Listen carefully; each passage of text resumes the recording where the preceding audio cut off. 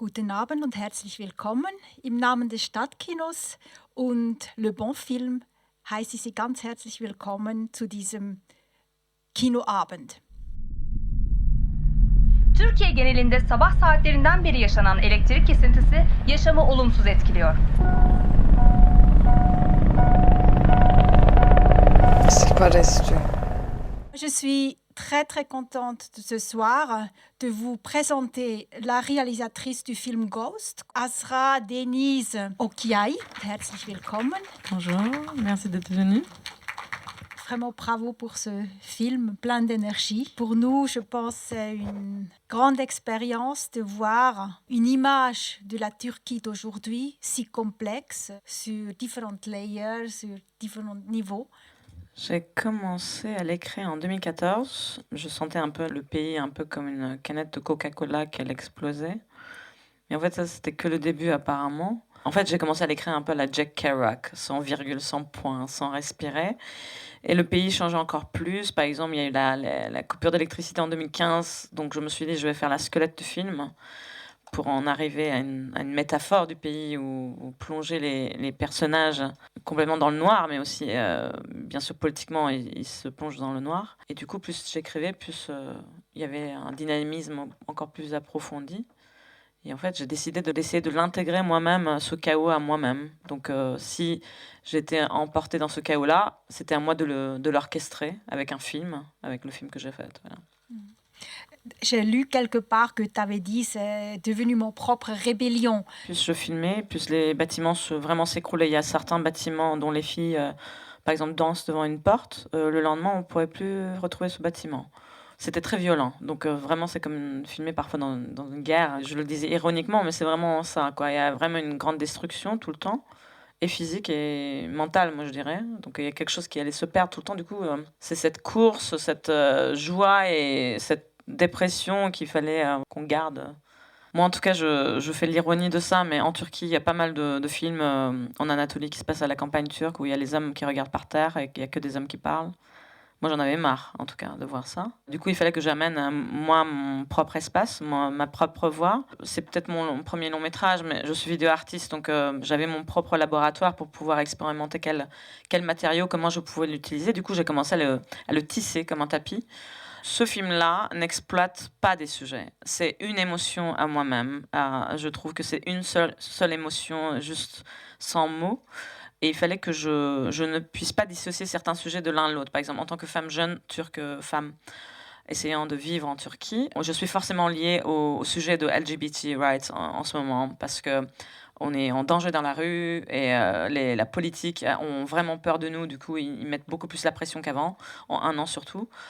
Et ces hommes-là qui ont très peur, ils sont liés à la gentrification, où ils vraiment détruisent certains bâtiments. Et ils pensent que c'est la nouvelle Turquie. Donc c'est une sorte de destruction amenée que c'est une sorte de cercle vicieux, une sorte de domino-effet en fait. Donc ce film a été fait en disant voilà, il y a ça dans cette... et on essaie de souffler avec nos espaces-là, et du coup ça devient une sorte de rébellion. Juste le faire exister, ça devient un acte de survie, c'est sûr. Ce que je trouve très fort et très juste, c'est tu tombes jamais dans des clichés. Les 4 personnages principaux qui sont dans le film. Et je voudrais savoir justement comment tu as écrit autour de ça, aussi les dialogues entre eux. On sait que c'est écrit. Peut-être tu peux nous parler un peu du processus de développement de l'écriture pour créer ces personnages. Ma mère, elle est écrivaine et architecte, donc elle est vraiment dans les détails. Et toute ma vie était sur les détails, comment voir les choses, comment l'analyser et tout et tout. Et en fait, j'ai vécu dans certaines petites villes de Turquie, par exemple Mardin, qui est une ville kurde. Mon père, il était membre de l'UNESCO, du coup, on a vécu là-bas. Et en fait, l'autrui, je connais pas. Voilà. Moi, c'est les détails, les dialogues, c'est comment cette personnage-là en face sent les choses. C'est ça, ce qui m'intéresse. Du coup, vous commencez à comprendre mieux et entendre mieux leurs dialogues. Et c'était vraiment ça qui m'inspirait pour l'écrire. Si j'avais senti que même l'homme méchant, disons, était vraiment l'homme méchant, je l'aurais pas pu sentir. Il fallait que j'aie une certaine, pas empathie, mais comprenne ce personnage-là, pourquoi il devient ce caractère de Sisyphos de mythologie. Il va être écroulé par ce qu'il fait lui-même. Il fallait que je le comprenne comme ça. Et du coup, tous les personnages, un peu, ils sont noirs et blancs. J'aime pas le côté très grec, classique, où tout est méchant, tout est blanc.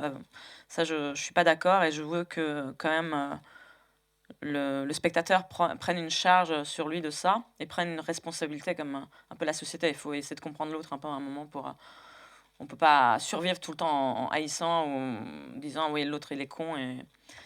Mais pour l'écrire, c'est l'écriture qui m'a aidé à survivre certains moments de ma vie, quoi. Ça, c'est sûr. Sıkıştırmışlar. İçeride ağababalar oluyor ya. Ne kadar peki? 2000. Raşit'in durumu iyi diyorlar. Altına da çekmiş sıfır arabayı. Buna mı sorsan acaba? Des caractères forts qui peuvent faire survivre ces personnages. Comment tu as fait ce casting? J'avais très peu d'argent. Ce film, ça a mis beaucoup de temps à le faire, donc 5 ans. J'avais pas, premièrement, trouvé un producteur, vraiment, on devait changer de producteur, productrice. J'ai trouvé ma productrice après. La coproduction française, on parlait de 700 000 euros il y a 3 ans. Et au bout de 2 ans, on n'avait que 70 000 $. C'est un jeu de poker, on perd ou on gagne, quoi. Et en fait, voilà, on a fait vraiment jeu de poker, mais on n'est pas si conne aussi. Il faut vraiment travailler en amont pendant des mois à dire, voilà, dans ce pays-là, on ne peut pas risquer les choses. Du coup, moi, je voulais au chef-op, au chef électro, en disant, voilà, si vous ne pouvez pas fermer les lumières de la rue, le lendemain, vous devez me ramener. Si vous coupez les câbles, si on jette des cailloux ou des rochers sur les lampes, il faut les éteindre. Du coup, pour le casting aussi, on n'avait pas d'argent. Du coup, on a fait Instagram. Voilà. La plupart des gens ont été trouvés sur Instagram en les regardant, parce que vous savez comment elles se bougent, surtout les filles, elles mettent forcément des vidéos comment elles dansent, si elles sont à l'aise. Donc on leur demandait à nous rejoindre pour essayer les scènes. La jeune actrice principale, je l'ai trouvée au bout de je ne sais pas combien de filles. Et dès qu'elle rentrait, elle avait une lumière énorme. Enfin, elle était très à l'aise avec son corps, même pas que en tant que danseuse, mais en tant que femme. Ça, c'est très important pour moi. De cette génération-là, elles sont beaucoup plus à l'aise. Ça, c'est notre rébellion, je trouve. Et du coup, il fallait la mettre. Et les autres acteurs, il a fallu que je trouve aussi des professionnels, mais que je les fasse pas trop travailler, sachant comment ils étaient comme la maturité. Et du coup, les jeter avec les amateurs et faire une balance. J'essaie de faire, par exemple, parfois travailler un professionnel. Et le jour du tournage, je le faisais faire complètement quelque chose pour qu'elle soit complètement déstabilisée face à l'amateur, sachant comment il pouvait jouer. Et du coup, c'est une balance que j'avais trouvée dans mes autres travaux. Et du coup, fallait garder cette énergie-là. Surtout si on le filmait dans des ghettos comme ça, il fallait pas être fixe et juste à récitant les dialogues. Ouais. C'est sûr, il fallait une autre énergie. Comme si une météore allait tomber à un moment donné. Il fallait faire vite et très dynamique. Ouais. Ha bu eski evler için çalışıyorsun değil mi? Aynen hacım. İşte evler kul gibi dökülüyor. Biz de böyle yeni Türkiye'yi inşa edeceğiz işte ya. Ce qui est aussi intriguant, c'est la manière dont le film est fait et construit. Dans le montage, mais aussi pour le tournage, on a remarqué que c'est une sorte de cercle ou spirale parce qu'à un certain moment, on a comme une sorte de déjà-vu parce qu'on pense « Ah oui, mais là, on était déjà ». Et après, le film part.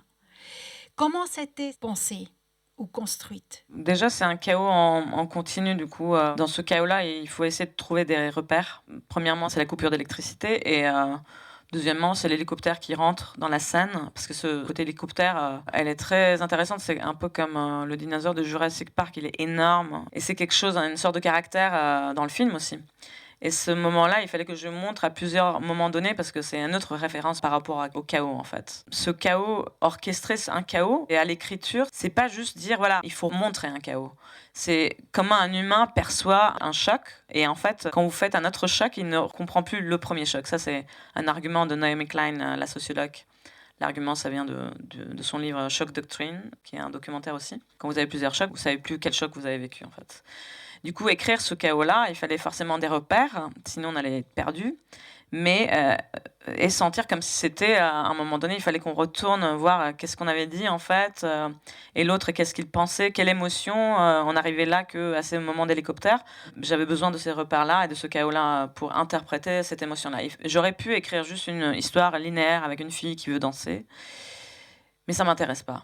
ça deviendrait que un activisme féministe. Et ça, je trouve que c'est pas suffisant pour juste montrer ce que moi je vivais. En Turquie, en tout cas, je dois vivre les choses en plusieurs strates, avec plusieurs bouquins de référence pour comprendre ce qu'on vit. Et du coup, j'avais besoin de plusieurs points de vue, comme le iPhone qui fait comme les chapitres du film, comme un bouquin, les chapitrages d'un bouquin, l'hélicoptère qui fait le point de référence, et du coup, tout un son. J'ai fait composer la bande son, ma compositrice, avec le même rythme de l'hélicoptère, par exemple. C'est assez orchestré, hein. C'est comme une son de la, je sais pas, ou un truc comme ça, pour juste avoir un fil conducteur en continu et se voir dans quelle lumière on arrive à suivre dans ce chaos noir, en fait. Quelle petite lumière qu'on essaie de retrouver à la fin dans cette rue de Karaköy. 2 dakikalığına dinleniyordum, o sırada yakaladım. Dans mı ediyorsun sen? Burayı bitirip gidiyorsun. 2, 3, 4, 5. Adamları toplamışsınız başınıza. Ne diyorsun sen ya? Ne oynaşması ya? Ne oynaşması? Moi, j'étais jamais en Turquie ni en Istanbul, mais il y avait quelque chose que j'ai pu raccrocher. Plonger dans une ville comme ça, il y a des choses qu'on peut justement se repérer. Et cette image dystopique d'Istanbul, parce que justement ça commence avec quelque chose qui se passe, qu'on ne sait pas trop, et de s'imaginer que c'était écrite avant la pandémie. La pandémie, j'ai pas vu arriver, bien sûr. Et je pensais pas faire un film dystopique. Et tout d'un coup, tout est devenu dystopique, là, ce qu'on vit. Là, on normalise cette dystopie. Je sais pas, en tant qu'artiste, c'est sûr que parfois, vous sentez des choses un peu, je sais pas. Enfin, en tout cas, quand j'ai fini le film, j'ai fait... moi, j'avais une sorte d'idée de dystopie ou de sentiment qu'on appelle dystopique, mais j'ai jamais écrit comme une dystopie. Mais c'est quand vous rentrez dans les réalités, la dureté des choses, que plus tard vous retournez c'était une dystopie ou c'est une dystopie. Donc je trouve encore très naturel ce que j'ai fait. Et c'est pendant la pandémie que ce film est sorti. On a compris que c'était un film de crise où voilà, on est en post-trauma. On a toujours ce trauma qu'on est en train de le vivre. Enfin, c'est même pas devenu un trauma. Mais on comprend cette émotion-là de choc et d'essayer de survie. Donc cette émotion-là a été recueillie par pas mal de gens là pendant qu'on était en train de finir le film. Ouais. Biz feminist sanatçılar, kadınlara yönelik ayrımcı ve adaletsiz uygulamaların durdurulmasını... Bizim için ne kadar önemli olduğunu biliyorsun sen ha. Fiction et documentaire, cette expérience de trouver un chemin de survivre. Est-ce que c'est aussi une manière de donner la voix à des personnes? Comme j'ai fait ce film et j'ai trouvé cette façon de vivre, de l'interpréter est devenu un acte de survie aussi pour moi. Et donner la voix, je me suis rendu compte que des gens qui n'avaient pas de voix ont commencé à me retrouver aussi avec ce film. On est beaucoup accueillis ou applaudis par cette jeunesse-là ou cette société multiculturelle. Au final, on est accueillis par plusieurs festivals aussi. Et c'est beau de voir qu'on est dans une sorte de société où on a les mêmes émotions à un moment donné. Juste l'écrire à une femme qui s'embellit dans son émotion, c'est plus intéressant. Il faut diffuser l'émotion d'une manière universelle pour que ça puisse être comprendre. En tout cas, moi, je travaille comme ça. C'est quoi cette sonorité, c'est quoi cette mélodie, c'est quoi cette musique que vous voulez faire? Et du coup, la voix, elle est recueillie par autre chose. Moi, avant ça, j'ai fait un mini documentaire qui s'appelle Sudukule Mon Amour. Comme Hiroshima Mon Amour, c'est un quartier qui était détruit à Istanbul. Et en fait, quand je l'ai terminé, je l'ai monté avec un son d'hélicoptère. Donc, voilà, qui m'a inspiré à faire le son de ce film-là aussi. Je jouais dans le même rythme de Nirvana. Et à l'époque, ce qui m'a intéressé à faire le film, c'était le côté sud-est de la Turquie était en train d'être bombardé par le gouvernement turc pour chercher les terroristes. Et en fait, ils étaient en train de tuer plein d'innocents et tout. Et en fait, quand j'ai fini le film, je l'ai mise. Le film parlait de 2 filles qui essayaient de danser pendant que le ghetto était complètement détruit. Et elles disaient, on va essayer de survivre. Le film est sorti 3 jours sur Internet, ça a fait 30 000 vues, tout le monde voyait le film à l'un l'autre. Pour moi, c'était vraiment jeter un caillou dans un lac et voir les petites auréoles là, qui sortent. Et tout d'un coup, c'est revenu comme un tsunami, quoi. Je pensais juste à une idée d'acte, en fait. Comment un corps essaie d'exister dans un espace. C'est tout bête, en fait. Il faut juste en arriver au noyau des choses pour dire comment on en arrive là. C'est quoi l'idée? En Turquie, le fait que je mette plusieurs femmes, marche ou court dans la rue, c'était très mal interprété en Turquie. C'était critiqué très violemment en disant mais pourquoi elle utilise des femmes? une femme, donc c'est normal. Mais ils ont cru, par exemple, que c'était la mode. Certaines critiques, ils me disaient, voilà, c'est un peu comme Mustang, mais il y a d'autres femmes. Nous, on a besoin d'exister aussi dans les cinémas, dans les films en tant que femmes, pour que la société un peu change, soit un peu plus normalisée, les choses, les sujets importants. Et du coup, pour en arriver à dire, voilà, la voix, elle est donnée du coup à plusieurs personnes. Il faut l'unifier à un moment donné pour que le spectateur se reconnaisse. Peut-être il y a entre-temps des questions de la part du public, des choses qui vous a provoqué, inspiré, à partager. I think it was so intense and so good to see. So I think it's very hard to have questions immediately. So I just also want to share that. I think I just want to say thank you. Yeah. Oh, for a very positive surprise, or not surprise, but just it was very intense, I think. So. Thank you so much. Didem, bana yardım edebilir misin? Ne konuda?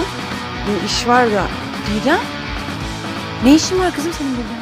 Dans la mise en scène, il y a énormément de scènes qui sont tournées dans la rue à Istanbul.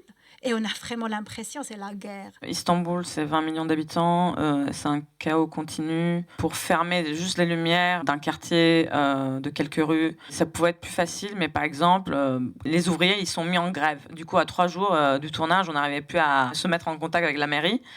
Et du coup, c'est pour ça, avec mon équipe, je disais à 4h du matin, vous trouvez les plans C, B, D, vous coupez les câbles pour les remettre après, enfin, trouver une technique. Il y a toujours ça. Du coup, moi, en tant que réalisatrice, il fallait que je trouve des techniques juste avant, au lieu de paniquer le jour même et arriver comme un temple Bouddha au tournage, parce que vous ne pouvez pas être paniquée en tant que réalisatrice. Parce qu'une équipe de 40 personnes vous regarde dans les yeux et il faut les orchestrer calmement. Et par contre, la dernière séquence, il y a la place qui brûle. On avait demandé les autorisations. On avait donné un scénario censuré pour qu'ils nous donnent le droit de quand même faire le film. Le moment donné, comme on était dans un ghetto un peu pauvre, il y avait des Molotov cocktails qui explosaient avant, il y a quelques années. Les flics, ils ont débarqué avec 5 tanks et 30 Kalachnikov à me pointer à mon équipe, croyant qu'on était en train de brûler la place, parce que les jeunes, à l'époque, qui envoyaient des Molotov cocktails, maintenant, ils étaient en prison, mais ils ont cru que c'était une rébellion encore. Ils sont arrivés, 30 Kalachnikov, et la caméra était dans une bagnole où ils ne pouvaient pas voir la caméra. Il y avait quelques personnes, une vingtaine de décors, des gens figurants. Enfin, ils n'arrivaient pas à comprendre dans ce noirceur-là, en fait, comme si toutes les lumières étaient éteintes. Moi, ils m'ont arrêté en disant « Mais tu fais quoi ?» Et moi, comme j'étais avec 6 hoodies, on ne voyait pas à qui je ressemblais à une lycéenne. « T'es qui ?» Je suis réalisatrice. « T'es qui ?» Une réalisatrice. Ils ne comprenaient pas le mot réalisatrice. Comment ça voulait dire quoi? Vous regardez des feuilletons? Oui, d'accord, je suis réalisatrice. C'était plus simple si j'avais dit « Je suis astronaute ». Et ils ont compris enfin. Et j'étais là « Oui, on tourne un film, on a pris les autorisations. Vous avez oublié, très bien, d'accord. » Donc c'était réaliste comme scène. Ça, c'était vraiment dangereux, par exemple, cette histoire de Kalachnikov. Mais par contre, vous devez être très calme et continuer ce que vous voulez faire. Plus le fait qu'ils comprennent que je suis une fille, ils ont cru peut-être que je tournais un film d'amour. Ils ont dit, elles sont mignonnes et tout. Et en fait, on s'est mis en caméléon, se déguiser un peu pour continuer l'histoire. C'était dangereux, oui, à pas mal de moments. Dans le ghetto, il y avait pas mal de gens qui nous ont beaucoup aidés. On les a éduqués pour qu'ils se mettent dans la production, parce qu'ils ne nous ont pas acceptés au début. Quand ils ont compris que j'avais tourné à Soudoukoulet dans l'autre ghetto qui avait été détruite, et comme mon père, il était activiste urbaniste, il avait essayé de sauver ce quartier-là à l'époque. Et j'ai dit, voilà, je suis la fille de cet activiste. Le monsieur du ghetto m'a reconnue. Du coup, toi, tu peux rentrer dans le ghetto. Ton équipe peut rentrer. Et le jour, quand il y a les Kalachnikov qui sont arrivés, les gens, ils ont dit, on va vous protéger. Ça, c'était beau. Vous êtes vraiment au milieu des choses.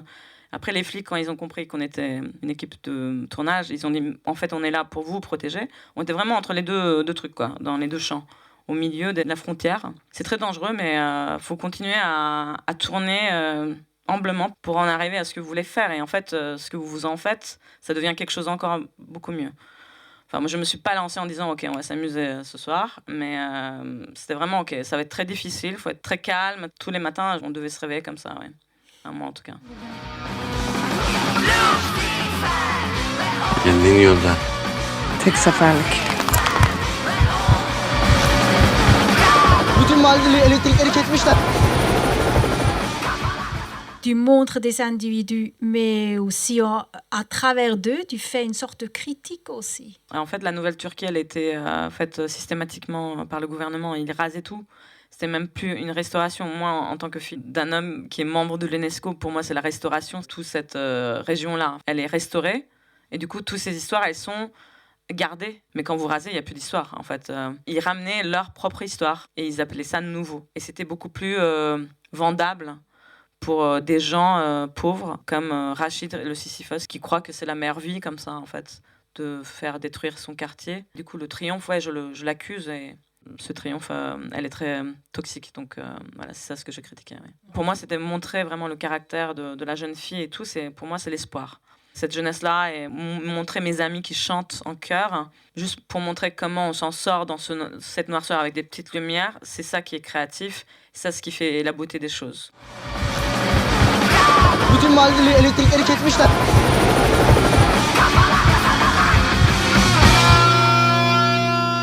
J'ai tourné ce film en 17 jours, à 33 endroits différents.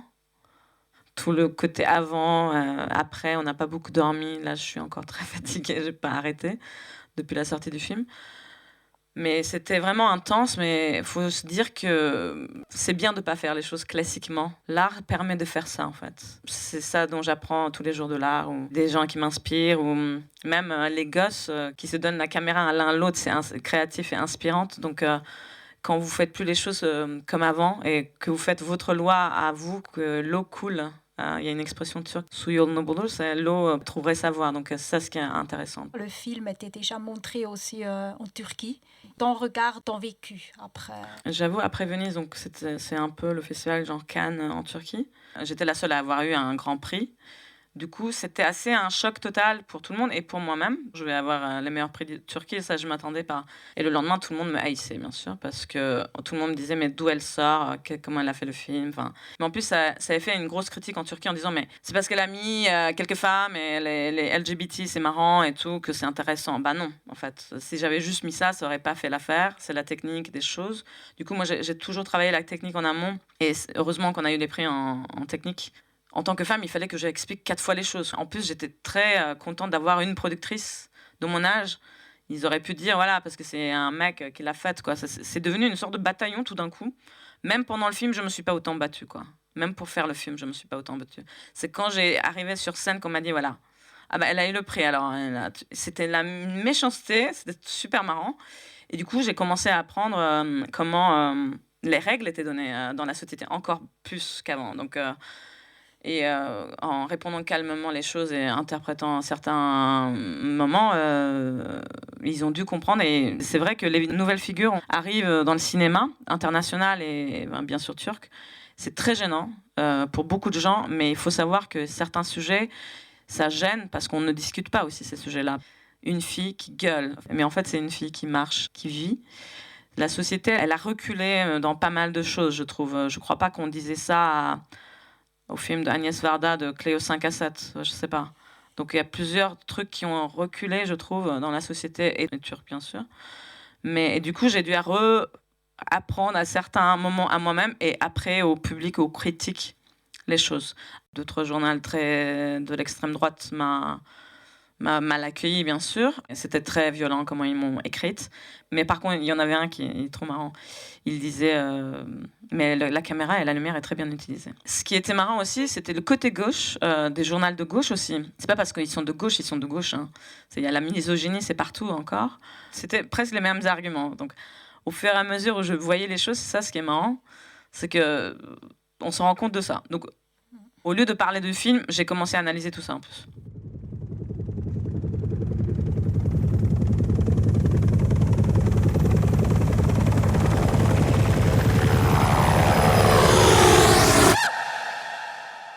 Ghost. Est-ce que tu peux nous parler comment tu es arrivé à ce titre? C'est un peu un mot ironique. Ces gens-là n'existent pas pour certains moments de la société, pour certaines gens. Et en même temps, c'est mettre tout dans le noir des caractères, ça les met comme fantômes, vous les voyez plus. Du coup, c'était vraiment l'ironie de ça. Et ça, c'est grâce aux outils de l'art vidéo, en fait. Je l'ai poussé jusqu'au fond, en fait. Ouais, même en côté esthétique, ouais. Et ce qui est très beau, justement, c'est de mettre quelque chose en lumière ou à quel moment ça arrive. C'est toute une journée, non? Ça commence le matin et après, à la fin, on est dans la nuit. La fille qui danse avec son iPhone elle me touche dans la salle. La lumière me touche pour aussi exprimer cet espoir qui est là. Ma mère, elle m'a toujours dit, quand j'étais très mal, parfois dans ce je vivais dans ma vie, politiquement et économiquement, elle me disait la phrase de Victor Hugo dans le moment le plus noir de la nuit, la lumière arrive. C'est vraiment une des inspirations aussi, cette phrase, c'est qu'est-ce qu'on retrouve dans cette noirceur. Il y a une petite lumière à un moment donné, si vous faites attention qu'il puisse surgir. Il faut la suivre en fait. C'est aussi à cause de ça que tu as dédié le film à ta mère. Je te remercie vraiment beaucoup que tu es venu à Bâle, de partager ce film, ce très beau film. Je t'encourage de continuer à cette voie-là, avec cette énergie, même si c'est peut-être tout à fait autre chose. Mais merci beaucoup. Merci d'être venu.